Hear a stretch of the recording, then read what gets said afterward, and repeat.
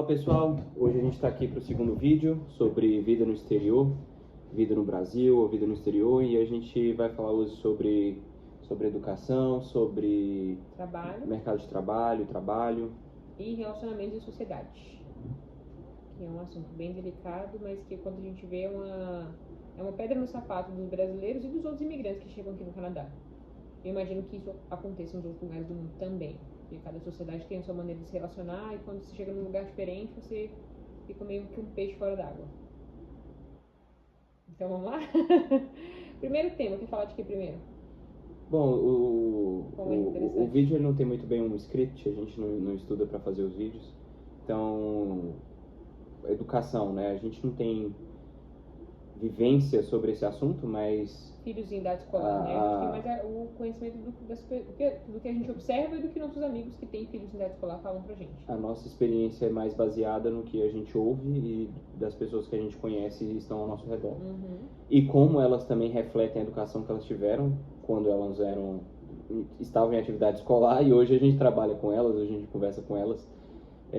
Como estão realmente essas pessoas? Será que a educação delas realmente reflete os gráficos, as matérias que dizem que realmente o Canadá tem a melhor educação do universo? Será que é isso mesmo?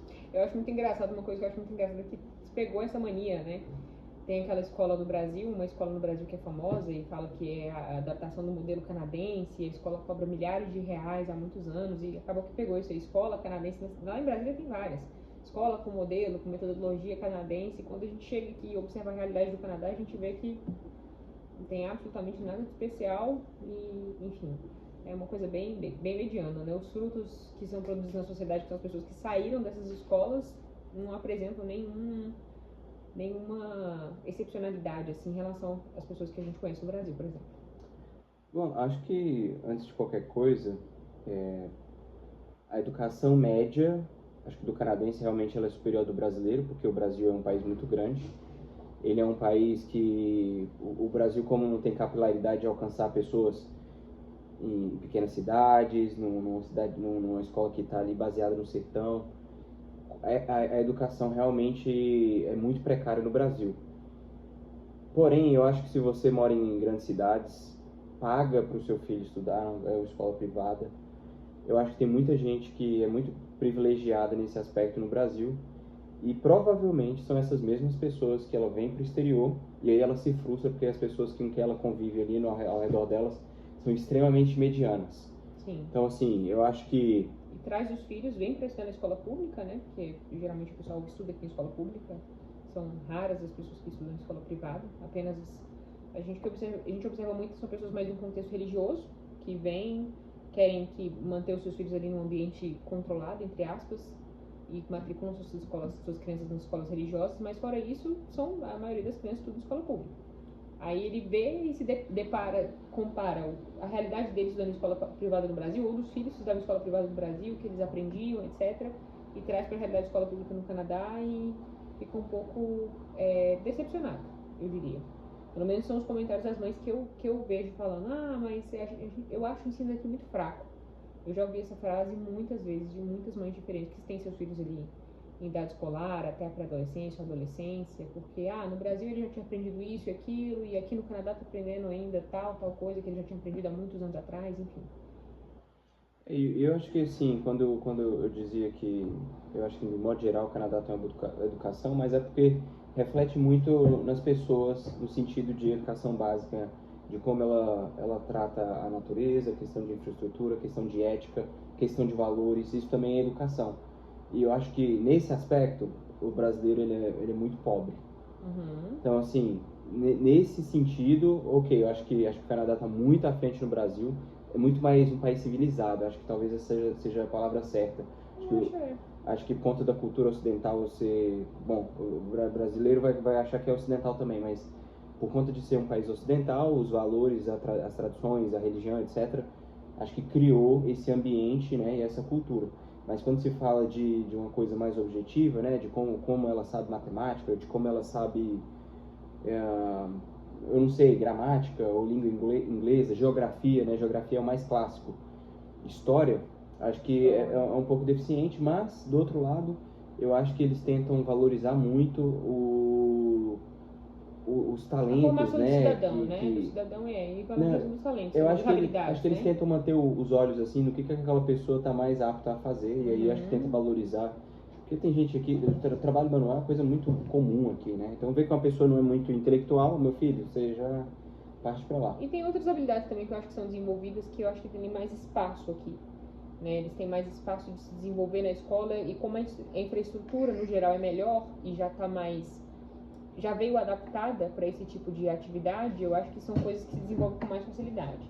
Tipo assim, teatro, música, esportes em certo sentido. Então, assim, Nossa, isso aí não eu tem acho nem comparação. não tem comparação. Então, assim, realmente a pessoa tem mais oportunidade de explorar de maneira mais profunda habilidades que ela não teria.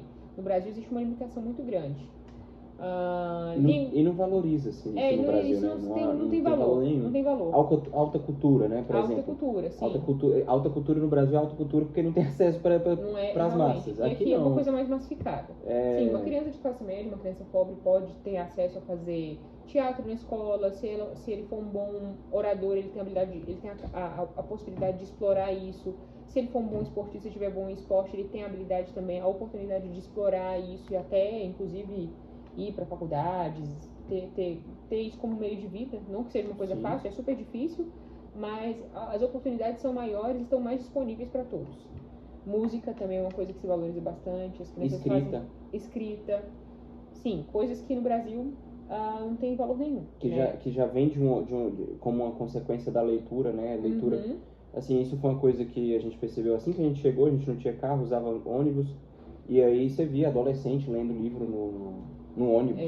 Assim, frequentemente, não era nenhuma... Uma coisa que choca muita gente quando a gente volta pro Brasil é porque o pessoal aqui não tem esse apego todo com o celular igual tem no Brasil. Aqui é falta de educação, na verdade. Se você está numa roda, numa casa de alguém, você não vê as pessoas pegando no celular. Obviamente não é nunca o tempo todo, mas não é um hábito. Não é um hábito. As pessoas prestam atenção no que as outras estão conversando, olham nos olhos. Não é aquele vício absurdo em celular igual no Brasil. Ninguém nem pega no celular. Não assim, pega. Acho que você não quis generalizar, as mas... pessoas com quem a gente convive não pegam. Mas só pra não pensar assim, poxa, o pessoal nem tem celular, pega. O pessoal do nosso convívio. Eventualmente, mas como a gente tá no meio da igreja reformada aqui no Canadá e o pessoal é um pouco mais restrito com isso, o uso do celular é bem limitado. Enquanto estão numa reunião social, claro. Mas as pessoas usam, normal.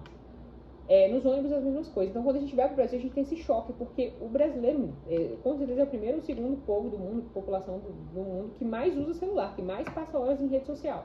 Então a gente chega no Brasil e isso é evidente, porque as pessoas estão grudadas no celular o tempo todo, você tenta conversar com alguém e a pessoa tá ali no celular, e trata isso com uma normalidade, né? E tá conversando com você ali, a gente que já desacostumou disso, fica meio que esperando a pessoa parar de soltar o celular para conseguir conversar com ela, que a gente não tem mais esse costume de ficar, tá, é mesmo, e aí, e rolando rolando o feed do Instagram, então enquanto tá conversando com você, e acho que é uma normalidade, porque todo mundo se comporta desse jeito, a gente meio que já fica tipo, gente, mas tô falando aqui, estamos aqui no momento. Simplesmente o celular é mais importante do que a pessoa, assim, o assunto é menos tedioso, o celular tá muito menos tedioso do que Sim, do que a pessoa ali na sua frente. Naturalizado. Assim. Como é naturalizado isso, é normal. Um comportamento normal. Aqui seria uma falta de respeito sem fim, assim. Sim, com certeza. A gente não pega no celular. Você seria tão alienígena que eu nem sei. Eu vou achar que é uma evento, quando a gente vai para um evento, assim, alguma coisa, um jantar, ou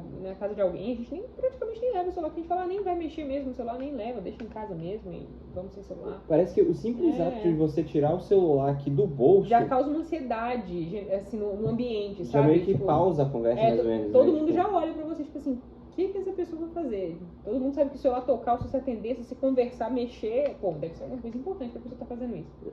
Da mesma forma que você para a conversa pra atender um telefone aqui, seria mais ou menos isso, né? Poxa, tem que mandar uma mensagem, alguma coisa assim. Celular não, você só tá ali na sua frente, Enfim, eu acho que a única coisa que eu ia trazer aqui sobre educação talvez tenha esse aspecto também, né? Como a educação funciona em ambos os lados, né? Essa forma de você ser educado aqui no Canadá, que eu digo como é que pode dizer? Essas regras não escritas de comunicação, de cultura, de de como falar, de Comportamento, né? comportamento. Isso não é bem educação do tema principal que a gente trouxe aqui, mas Mas sim, vida no isso exterior, reflete, o que que seria, o que que você traria assim para enriquecer essa conversa? Não sei, o canadense é tido como um povo muito educado, né? Existem inúmeras piadas feitas a respeito disso nos Estados Unidos, enfim. A gente e realmente eles são bem educados mesmo, mas a gente não educados nesse sentido, né? Nesse sentido de gentileza, de comportamento, de finesse, de maneiras sociais, eu acho que a palavra certa seria. Acho que sim. Mas Muito mais tem que muita Brasil. gente que fala que antes de qualquer coisa é uma cultura muito passiva-agressiva, né? Então, assim, é uma coisa muito mascarada, essa questão de, com licença, me desculpe, aqui abrir a porta pra você. Algumas coisas talvez até sim, eu acho que o pessoal entre aspas, mais educado na questão de uma fila, as pessoas vão respeitar, não vão cortar a fila. Por exemplo, esse negócio foi uma coisa que me chocou que quando assim que a gente chegou, a gente teve o carro. Era 1 quilômetro de fila de carro, a faixa da direita estava completamente livre, mas estava ali indicando que tinha um acidente. Não teve nenhum espertalhão ali para pegar a faixa da direita e até o final, na hora que chegar na placa, desviar para a esquerda. Então, assim, todo mundo teve a educação de que assim que percebeu, já foi para entrar para o final da fila. Então, assim, isso foi uma coisa a mais. Mas, assim, no modo geral, muita coisa não me choca não, assim, para falar a verdade. Não, acho que isso não causou nenhum espanto na gente. Nossa, como eles são educados. São simplesmente esses, são só esses hábitos mesmo, esses pequenos hábitos, assim, essas pequenas gentilezas diárias, mas que, pelo menos no Brasil, no nosso contexto ali, a gente também acha o brasileiro um pouco assim, propenso a ajudar, não propenso. Tão selvagem? Não. Claro que tem umas coisas ali, uns momentos tipo de selvageria. Assim, uns quando momentos você perde a mala, de selvageria. Como é que é isso não, nem quero falar disso.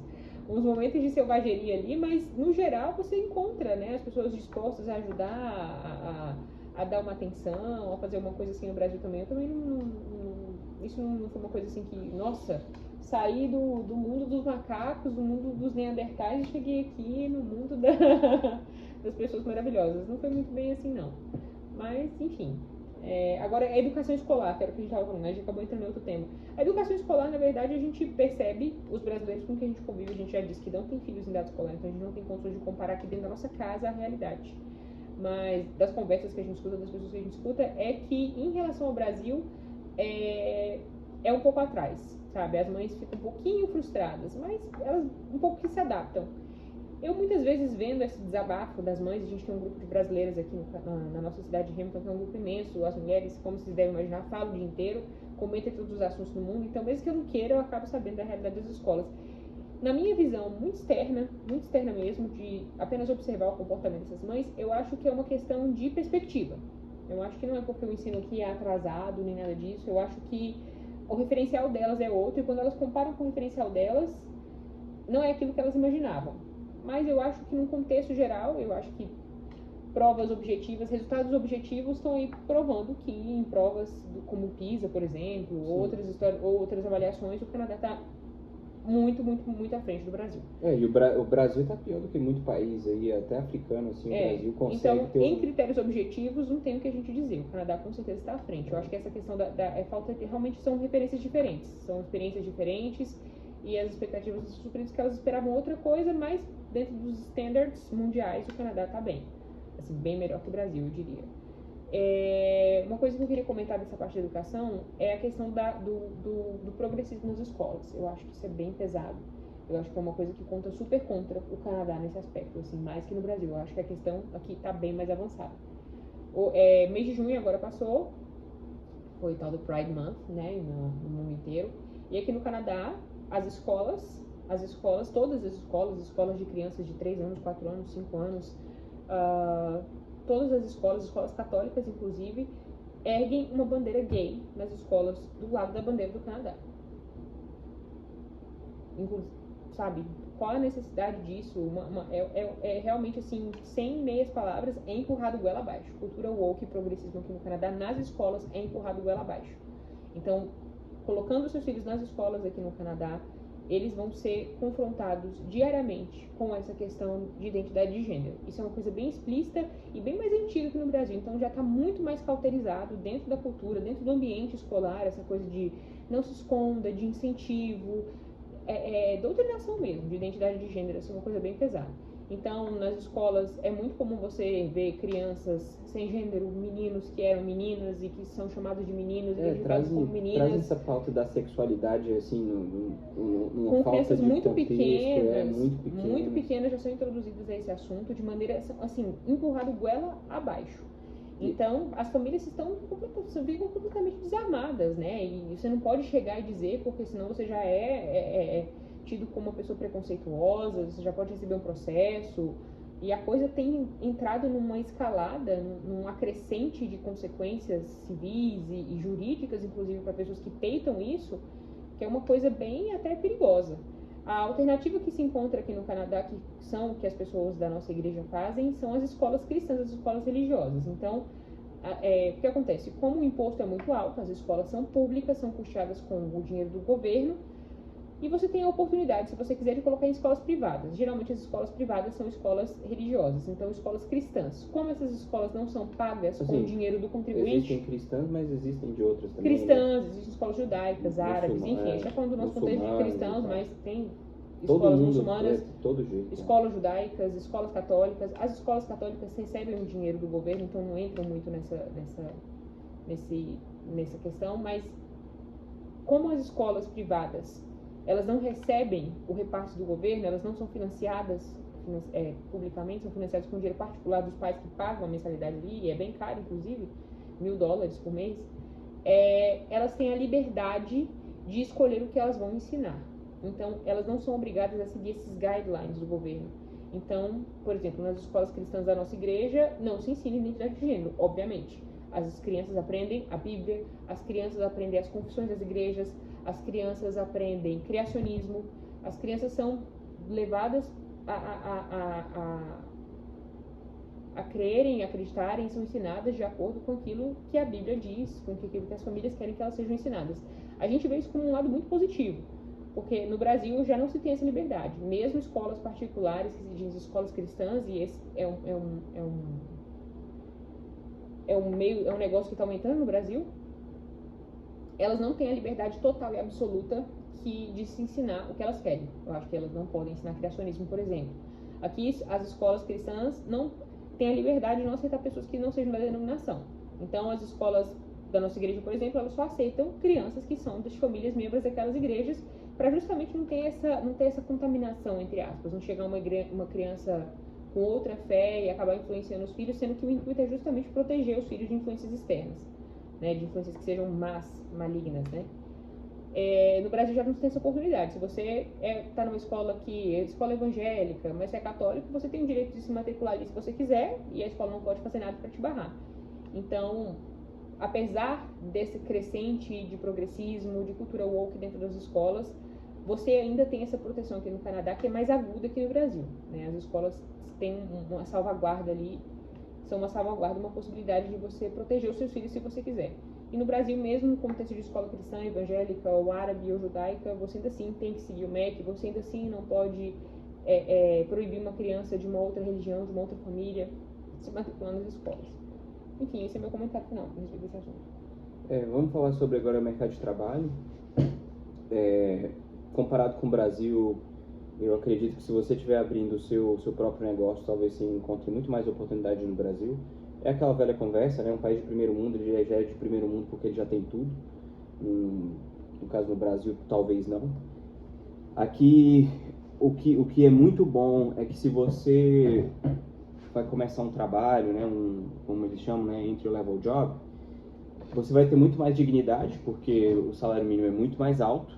Não há uma discrepância tão grande em relação a quem está começando a empresa e quem é o seu chefe, ou às vezes até o dono da empresa, porque o gap social, né, a distância social, ela não é tão grande assim, né? Vamos supor, né, o chefe no Brasil está ganhando R$10.000, o salário mínimo é 1.300, né? Essa pessoa ganhar a mesma coisa, ela não tem acesso às mesmas coisas, não vive do mesmo jeito. Aqui não, né? Vamos supor, o chefe está ganhando $6.000, $7.000, o empregado está ganhando 3, 3,5, 4. Então, assim, eles têm acesso às mesmas coisas, usam o mesmo celular, às vezes tem o mesmo carro, enfim. Isso é uma coisa boa. Uhum. Agora, se você está do lado aí da tela e está pensando, Bom, de mercado de trabalho, será que tem oportunidade para mim? Bom, a questão é o seguinte, do tempo que eu estava trabalhando, atendendo empresas e conversando com os donos de negócio, uma das dores deles, principalmente quem trabalha com trades, e construção de todos os aspectos, indústrias, pequenas indústrias, não é, talvez no Brasil a gente tenha a ideia de indústria um negócio grande, mas é uma coisa assim de 3 empregados, né, uma pequena indústria aqui, mão de obra qualificada tá muito em falta ainda, né, então, sei lá, você que mexe com solda, com máquinas, é um mecânico, é um eletricista, é um encanador, açougueiro. é um açougueiro. Acho que tem muita oportunidade para você. Agora, se você quer vir aqui para o Canadá, começar nesse entry-level job, que é esse primeiro emprego, primeiro contato com o mercado de trabalho, eu acho que você vai encontrar um mercado extremamente saturado hoje, extremamente competitivo. E competitivo com quem? Com imigrante.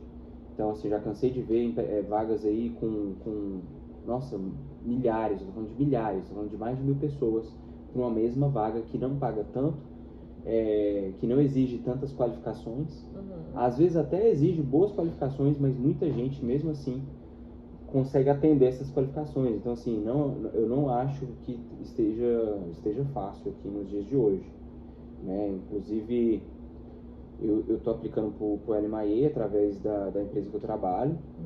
E, assim, teve que abrir uma vaga para outras pessoas aplicarem para essa vaga. Então, assim, a gente recebeu só, basicamente, aplicantes estrangeiros para a vaga. Inclusive pessoas que nem moram aqui no Canadá aplicaram para a vaga lá de Sri Lanka, Bangladesh. Então assim, você tem que estar ciente que se você está vindo para cá, eu acho que você, primeiro, antes de tudo, está competindo com um imigrante, que tem mais ou menos o mesmo contexto, teve mais ou menos acesso às mesmas coisas, tem as mesmas dificuldades, eu quero dizer, o idioma é sua segunda língua, provavelmente de mobilidade social, ou trânsito, eu não sei, esses aspectos assim vão te colocar numa mesma bolha, que vão fazer que talvez tenha menos oportunidades para você. Porque, querendo ou não, os dias que a gente vive hoje, talvez muito empregado, ou talvez o emprego que ele tenha lá exija um inglês quase perfeito, um inglês muito bom. Talvez ele já esteja cansado de algumas nacionalidades, porque ele não teve boas experiências, aí ele valoriza mais o canadense. Talvez porque o espírito nacionalista esteja mais afora, né? Porque imigrantes demais e muitos problemas. Não sei, mas talvez não seja o ambiente mais fácil de se viver nos dias de hoje. Então, assim, eu acho que no Brasil ainda tem muita oportunidade, apesar das dificuldades que, bom, a lista é infinita, mas eu acho que o contexto aqui já foi melhor, com mais oportunidades, e não é a mesma coisa. Já disseram no passado que era a terra da oportunidade, esses tempos acabaram. Então, ontem a gente conheceu um brasileiro de Minas Gerais que ele se candidatou para uma vaga de soldador no Brasil, aqui, e ele foi chamado super rápido. Então, assim, igual o Darwin falou, para mão de obra especializada, industrial, tem oportunidade ainda, está em falta no país, porque as pessoas que têm vindo para cá não têm suprido essa necessidade. Apesar de a gente estar cheio de gente, cheio de imigrantes, não são imigrantes que, infelizmente, atendem às necessidades do país. Então, mão de obra qualificada ainda falta. Para quem quiser encarar o custo de vida alto que a gente já mencionou, pode ser oportunidade. Ele veio, achou uma oportunidade excelente. Estava com vontade de morar fora, enfim. Estava na profissão certa, soldador com experiência, e está aí. E qual que é o último tema que você quer tratar? Foi educação, relacionamento e sociedade. É pra gente contar das nossas adaptações. das nossas diferenças e tudo, né? Do que a gente encontrou quando chegou aqui, enfim. Realmente, assim, eu acho que o brasileiro, no geral, tem uma certa dificuldade de adaptação no país ocidental. Existem diferenças no relacionamento, mas eu acho que nada muito, assim, drástico. Eu acho que outras nacionalidades sofrem muito mais, sem dúvida. O Brasil, apesar de ser um país latino, é bem ocidentalizado, tem bastante diferença ocidental por causa da influência dos Estados Unidos, provavelmente. Então, assim, não são choques absurdos que fazem a pessoa querer voltar para casa por causa disso, no fim das contas. Mas sim, existe um choque, existe O brasileiro, ele se esconde um pouco na bolha Brasileira. dos brasileiros, com Que é certeza. normal. Que como qualquer outra nacionalidade, né? Então, assim, vai pro bairro onde tem mais brasileiros, onde tem, sei lá, uma igreja brasileira, um mercadinho, alguma coisa do gênero. mercado Qualquer brasileiro nacionalidade faz isso. Mas, assim, eu acho real mesmo, isso é... Não o que eu acho, é um fato na realidade. Os brasileiros se integram muito bem à sociedade, porque eles não são alienígenas, no sentido da cultura. São familiarizados com a comida, com a religião, com a língua, inclusive. E são abertos a se adaptar a essa cultura. O brasileiro, ele vem para ser incluído, para ser integrado, fazer parte e construir, né, contribuir com essa sociedade. O brasileiro pega hábitos muito fácil, né? Se adapta os seus próprios hábitos ali, inclusive alimentares, né? A gente tem uma alimentação muito mais rica que a do canadense, sem dúvida nenhuma. A nossa alimentação, a alimentação do brasileiro, a nossa gastronomia é muito mais complexa, muito mais rica. O nosso hábito alimentar é infinitamente melhor do que o alimentar do canadense médio. Mas mesmo assim, as famílias brasileiras estão abertas a consumir produtos, a adaptar a sua alimentação. Até a gente, assim, eu me considero um pouco fechada pra isso. Eu sou bem, aqui em casa é bem 100% Brasil no dia a dia da comida, mas mesmo assim a gente ainda pega coisas que a gente acha que pode adaptar, que traz pra dentro de casa. E outras famílias que a gente conhece são infinitamente mais. Eu sou bem fechada mesmo. Mas outras abrem a porteira total e em poucos anos tá comendo igualzinho o canadense. Então, agora na questão do relacionamento, canadenses eles são um pouco fechados pra se adaptar, e as relações são um pouco mais frias, como todo país ocidental. Então, assim, a gente não adianta ter essa expectativa. Você pode ter uma conversa muito bacana com o cara ali naquele momento, você pode ter uma conversa muito legal. Conversa, troca ideia, poxa, que bacana. Mas aquilo ali dificilmente se transforma numa amizade, no nosso conceito de amizade. De chamar, de fazer um churrasco, de vir aqui em casa, comer uma pizza, tomar um vinho, nananã. É muito difícil acontecer. Não vou dizer que é impossível, tem gente que consegue, mas 98% das vezes, 98% dos seus relacionamentos num país ocidental assim, dificilmente vão se transformar numa amizade mesmo. Eles conseguem separar bem essa questão, tá? A gente conversa aqui, troca uma ideia aqui, mas para colocar a pessoa dentro de casa, para ter um relacionamento mais intenso de amizade, de trocar ideia, de desabafar quando precisar, é uma coisa mais difícil. Então, assim, acaba que os brasileiros se frustram um pouco quando tentam e logo já voltam para a comunidade de brasileiros de novo, porque é ali que eles vão conseguir encontrar pessoas que têm as mesmas referências, que conversam das mesmas coisas, que estão no mesmo lugar de vida, que tinham um sonho no Brasil, de vir para o exterior, realizar esse sonho, mas tem seus desafios. Então acaba que essa questão de duas famílias imigrantes estarem juntas, se encontrarem, é bacana porque elas estão no mesmo momento da vida, então elas compartilham muitas coisas juntas. Os desafios de estar longe de quem ama, os desafios de estar longe do país de origem, os desafios de se adaptar no país. Então tem muito papo, tem muita coisa em comum. Eu acho que esse contexto fora de casa ajuda a comunidade a se fortalecer, porque os desafios são os mesmos, as opiniões muitas vezes convergem também. Então, a gente mesmo, quando chegou aqui, a gente ficou um bom tempo sem encontrar brasileiro, a gente não conseguia, tinha encontrado ninguém. Como a gente chegou e já foi logo incluído numa igreja de canadense, a gente ficou convivendo bastante com eles durante bastante tempo, então eram mais ou menos nossos encontros sociais se resumiam a eles. Mas quando a gente encontrou uma comunidade de brasileiros foi excelente, né? A gente já estava precisando mesmo ter esse acalento, e quando a gente encontrou foi falar, poxa, isso aí realmente aqui é uma conversa legal, é sei lá, um encontro social do jeito que a gente se sente confortável, né? A gente se adaptou, no fim das contas, a gente sabe como reagir, porque a gente cometeu inúmeras gafes, tipo, brasileiro tem muito isso, né? Chega e não tem muita hora de ir embora. E nossos amigos, a gente estava acostumado com os amigos da gente chegar na casa da gente, ou a gente na casa deles, chegar 8 horas da noite e ir embora 1 hora da manhã, meia-noite, tranquilo, conversando, trocando ideia ali, meio sem ter hora pra ir embora mesmo. E a gente achava que aqui também era um pouco assim, você chegava, e a gente até tem como falta de educação isso no Brasil, né?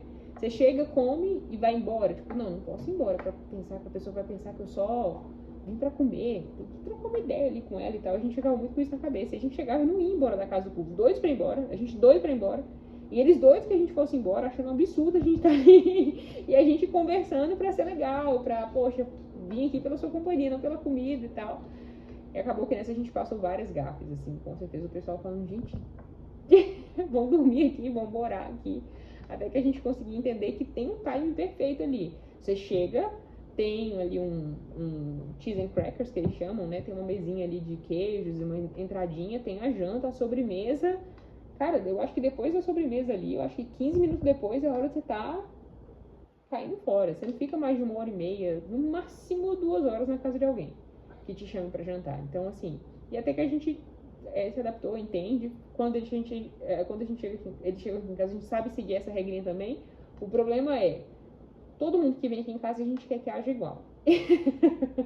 Inclusive os brasileiros, né? Todo mundo que chega aqui em casa, a gente tá com a expectativa que a pessoa faça a mesma coisa. Ó, chega, faz entrada, come, toma sobremesa, conversa um pouquinho e pega o beco, vai embora. Então, assim, se a gente voltasse pro Brasil, com certeza seria uma coisa que a gente ia sofrer um pouquinho pra voltar ao normal, tipo, de chegar e nunca mais ir embora. Assim, a dificuldade que um brasileiro tem pra quando ele se muda e tudo mais, o que a gente estava sentindo era a falta de energia de um brasileiro, que é uma energia mais sorridente, alegre, contente. Piadista, né? Conta uma piada. Mais leve, descontraído. Uhum. Então, assim, eu não sei, o canadense ele tem muita energia baixa, entendeu? Uhum. E aí, com o tempo, você começa a sentir um pouco de falta, até do assunto, assim, da falta de assunto, né? Com essa coisa mais boba, ou que seja uma coisa mais séria, mas também de forma descontraída. Você vai falar de política, não vai chorar por conta do assunto, né? Você vai chorar, você vai rir da sua própria desgraça, vamos dizer assim. Esses assuntos são um pouco espinhosos aqui. O pessoal fala que canadense não gosta muito de conversa, que você tem que emitir opinião. Isso é agressivo pra eles. E realmente são assuntos um pouco espinhosos, que você vê que quando vai entrar no tema, eu acho que eles têm um pouco de medo de desagradar, de estar com pessoas de opiniões diferentes, fica um pouco tenso, assim. E no Brasil, não. Conversa, dá opinião, briga, mas também volta ao normal depois. Enfim, é mais ou menos por aí. E, falta de assunto, isso é engraçado também, né? Imagina só uma mesa de brasileiros, 5 ou 6 brasileiros, tá conversando aqui, a galera simplesmente parar de falar e ficar um silêncio por 1 minuto e meio. Isso nunca tinha acontecido com a gente antes da gente vir pra cá. Seria um absurdo. Nossos amigos, infelizmente, têm a mania de querer atropelar um outro pra falar e ninguém consegue terminar de conversar, porque um é falando em cima do outro. E aqui chega um belo momento em que o assunto acaba. Já começa que a educação um fala, todos ouvem. Todos ouvem, ninguém fala por cima. Essa aqui é mestre em a falar. A gente fala por cima. A gente não. Tá bom, eu não atropelo as pessoas falando. nem no Brasil, né, Chu? A Jasmine já faz isso por ela mesma, mas mais do que isso, eu lembro no início que foi tão engraçado que a gente tinha uma vida social extremamente ativa, assim, com esses gringos. Era até... Quando a gente chegou, a gente ficava muito cansado, inclusive. Mas aí a Jasmine, numa mesa, ela tinha que falar 24 horas e todo mundo, acho que até cansava de ouvir, porque ela não parava, ela não consegue ficar em silêncio. É porque tinha um silêncio sepulcral, tinha um silêncio... Acabou, e você faz uma reflexão rápida ali, a Jasmine já tá me cortando, tá vendo? Parece que você tem que digerir ali o que a pessoa tá falando eu acho que não, eu acho que não é nada disso. Eu acho que o assunto morre e todo mundo fica meio que pensando no próximo assunto, mas isso não é constrangedor. No Brasil é super constrangedor, ficar um monte de gente calado aqui, um olhando pra cara do outro por 1 minuto, né? Fica estranho, todo mundo fica, Isso é que acontece o tempo todo. E aquilo me dava uma gastura, eu falava, gente, mas que coisa estranha, isso não pode acontecer, ficar em silêncio, como assim? Ótimo. Aí, eu virava uma metralhadora de palavras. Falava sem parar, igual uma maritaca, pra evitar o silêncio constrangedor. Mas a verdade é que é um pouco constrangedor, não é absurdamente constrangedor igual no Brasil, é só um pouquinho assim, todo mundo pensando no próximo assunto, tipo, vou falar do que agora? Geralmente é do tempo. Essa semana vai fazer sol. É verdade, vai fazer sol. Esse assunto é como começa. Esse assunto mas pode falar. E aí, semana passada choveu, ou foi frio, esse inverno, esse verão, foi, enfim. Quando acaba assim, a carta da Coringa. Não, a carta Coringa e aí, quais são os planos pro final de semana? E o verão? Isso também é bom, isso também é engraçado. Aí é o seguinte, quando você é brasileiro e você chega aqui, se algum brasileiro chegar pra você e falar, e aí, quais são os planos do final de semana? Você fala assim, vai me chamar pra fazer alguma coisa. Aqui não, aqui a gente só quer saber mesmo. Pergunta. E aí o primeiro assunto, no caso, hoje é domingo, a gente tá gravando aqui no domingo. O primeiro assunto amanhã de manhã vai ser, e aí, como é que foi o final de semana? O que você conseguiu fazer no final de semana? Entendeu? Assim, a falta de assunto é abissal. E na sexta-feira foi perguntar, e aí, quais são os planos? Aí, tipo, até a gente entender que era só uma pergunta, nada mais, tipo, gelava na espinha e falava, caraca, esse bicho vai me chamar pra fazer alguma coisa, o que ele quer? Gelava na espinha mesmo. Agora vamos acabar aqui o assunto. A gente saiu muito do assunto, né? infelizmente. Não, saiu. A gente colocou Eu acho que experiências uma coisa pra falar sociais de trabalho, em cima uma coisa da... para falar de trabalho seria importante para falar da mobilidade, eu acho, da flexibilidade de trabalho, que eu acho que é uma coisa muito, muito, muito tensa para o brasileiro. Porque olha a burocracia que é você sair de um trabalho e entrar em outro trabalho. Olha a burocracia para o empregador e para o empregado. E olha aqui como é fácil. Então, essa mobilidade eu acho que é uma coisa super importante para você comentar, que é uma diferença enorme. Eu acho que assim, a primeira coisa que é vantagem, a primeira é que seu salário é negociável. Se não for uma grande empresa, obviamente. Seu salário é negociável, então assim, se você consegue gerar mais valor do que você recebe, você vai ser recompensado ou você consegue negociar esse valor, porque você também consegue aplicar para outra vaga, se você é um bom funcionário. Mas eu acho que uma ilusão que ela tem que cair por terra é que, como você recebe por hora, você vai ter toda a flexibilidade do mundo para fazer o que você quiser. Hoje eu não vou trabalhar. Para você chegar lá meio-dia, para você chegar... Na verdade, não é assim. Você tem que... É igual um trabalho normal, é igual no Brasil. Você tem que ter o seu compromisso ali de chegar, sei lá, de 9 a 5 ou de 8 a 5, seja lá qual é o horário. Mas você tem que ali ter o compromisso com aquele horário, senão não vai estar muito bem para você. Acho que é isso que eu tenho para falar sobre esse assunto. Eu estou dizendo a mobilidade de demissão e a admissão de trabalho novo. É mais fácil, é mais simples. A empresa não é... Para a empresa não é tão penosa assim, né? Porque são menos encargos. Mas... Não tem FGTS, não tem, enfim, multa rescisória. Não é penoso para uma empresa te demitir, como é no Brasil. Eu trabalhei só em grandes empresas, então para mim, de certa maneira, era muito simples, porque era só... Avisar pessoal, o cara, tô indo embora. Vou começar outra empresa Preenche amanhã. minhas coisas aí e tudo mais, quero dinheiro na minha conta e tchau. Não teve muita burocracia, mas eu entendo que, assim, se o empregado trabalha numa empresa pequena, talvez tenha alguma complexidade mesmo. O empregador tem que entrar em contato com o contador, talvez. Ele não sabe fazer essa conta de rescisória, não assim, tem o dinheiro todo para depositar na conta do empregado. Nossa, mas se for uma empresa micro, né? Uma casa, uma coisa assim, praticamente um empreendedor individual. Para ser nessa complexidade toda, não. Eu acho que é super simples em qualquer sentido, e o Brasil pune o empregador por buscar eficiência, né? Você tá com um empregado ruim, você paga uma multa, paga um absurdo de dinheiro se você vai demitir. Então, quando o empreendedor tenta ser mais eficiente ao demitir um funcionário ruim e contratar um bom, ele é punido. E aqui não. Ele é justamente recompensado. Você tem essa mobilidade para dar dinamismo para a economia. Se você é ruim, fora. Se você não satisfaz os critérios da empresa, fora. Para que a empresa seja mais eficiente e busque a excelência, porque é bom para o país, é bom para a economia, é bom para o empregado, etc, etc. Enfim, se você chegou até aqui, você já deve saber. Dá um a like. gente tá... Faltou o like. Você já deve saber que a gente vai emigrar para os Estados Unidos muito em breve, daqui a um ano e meio. A gente tá indo através do visto, da B2NW, a gente aplicou por nós mesmos, a gente estudou o processo. E se você precisa, se você tem esse sonho, se você se encaixa nas qualificações, se você já pesquisou sobre isso, não sabe por onde começar e não tá a fim de gastar, sei lá, milhares de dólares com advogados de imigração, alguma coisa e tá disposto a aprender e tentar por você mesmo, fazer algo personalizado, entre em contato com a gente, deixe seu e-mail aí nos comentários e até a próxima. Valeu! Bye! 40 minutos de novo.